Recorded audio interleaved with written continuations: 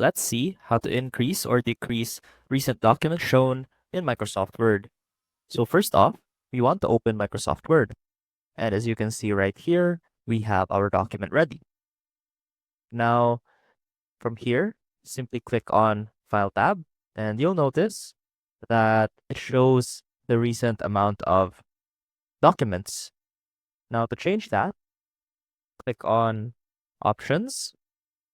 Now, from here, click Advanced and scroll down. Right here, under Display, you can set the number of recent documents that you can show. So by default, it's set at 50, but you can also reduce or increase that number. And that is how you increase or decrease the recent documents shown in Microsoft Word. I hope this helped, and I will see you soon.